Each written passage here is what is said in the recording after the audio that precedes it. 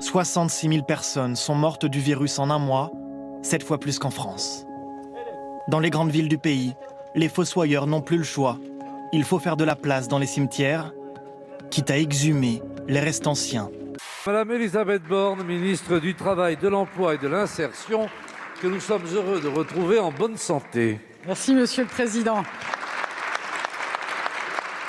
4 nouveaux milliardaires français qui entrent dans le classement Forbes. Il y a 42 milliardaires français au total. Les 4 nouveaux, Stéphane Bancel, PDG de Moderna, qui entre directement à la 23e place. La crise aura bien profité aux plus riches. Si Jeff Bezos, le patron d'Amazon, est toujours numéro 1, les 20 premiers de ce classement ont vu leur fortune augmenter de 62% en un an. Les gens voient bien que les médecins ne sont pas d'accord, qu'il y a toujours des nouvelles qui sont difficiles, que les vaccins n'arrivent pas comme on voudrait, qu'il y a des variants qui viennent troubler la donne. On se rend bien compte que c'est très difficile de prévoir. Et donc, finalement, le président préserve les équilibres, je pense. On a déjà le souhait qui est affecté, donc ça, nous, on ne le discute pas. Le souhait a déjà été fait, donc il n'y a pas de réaffectation, de réorientation. C'est forcément là ce que la personne a choisi. Mais c'est vrai que... d'AstraZeneca ici. Non. Non.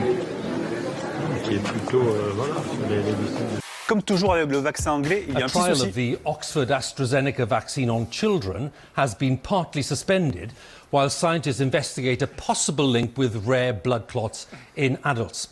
Lien confirmé aujourd'hui d'ailleurs par l'agence européenne. Les risques de formation de caillots sanguins après une vaccination avec de l'AstraZeneca vont être ajoutés à la liste des effets secondaires possibles. La balance bénéfice-risque est jugée positive concernant le vaccin contre le Covid-19. Je me suis fixé à moi-même l'obligation de ne pas les raconter.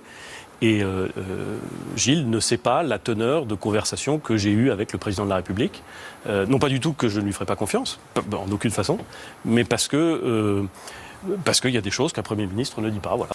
Est-ce que c'est prévu qu'il y ait un autre confinement avant la fin de l'année ? Alors, on va tout faire pour éviter ça. Je dis souvent le maître du temps, c'est le virus. Alors qu'elle s'avance aux côtés de Charles Michel, le président du Conseil européen, regardez ce qui se passe. Les deux hommes se dirigent tranquillement vers les 2 sièges qui leur sont réservés et on voit le petit geste de Mme von der Leyen. Et pour moi, il n'y a pas de siège. Ben non, elle a été reléguée sur un canapé. Je ne sais pas si c'est un livre sur l'art de gouverner, en fait, pour vous dire la vérité. C'est le récit d'une expérience à travers beaucoup d'exemples des crises que nous avons vécues. Mais moi qui ne sais pas gouverner, j'ai pris des notes. Ah oui, ne vous inquiétez pas, il y a peut-être des gens qui pensent que nous non plus. Pour Arnaud Montebourg, Marine Le Pen va gagner l'élection présidentielle de 2022. Pourquoi ? Parce que, dit-il, Emmanuel Macron est détesté, parce qu'il est trop arrogant et qu'il n'est plus un rempart. Du côté des proches d'Emmanuel Macron, ce qu'ils en pensaient, oh, pas de grande surprise, vous allez voir, on tacle l'ancien ministre. Regardez, le problème c'est que Montebourg a toujours confondu la tactique et la stratégie. Il fait de la tactique, faire monter Marine Le Pen pour prouver qu'Emmanuel Macron ne doit pas être candidat, sans stratégie pour la gauche.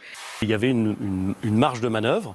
Je ne sais pas pourquoi j'ai pris mon verre d'eau, une marge de manœuvre du Premier ministre avec tout ce qui va avec une marge de manœuvre, hein, c'est-à-dire une capacité à prendre des initiatives, une capacité à se tromper. Mais vous savez, quand vous prenez 10, 15, 20 décisions par jour, il y en a un certain nombre sur lesquelles vous vous trompez.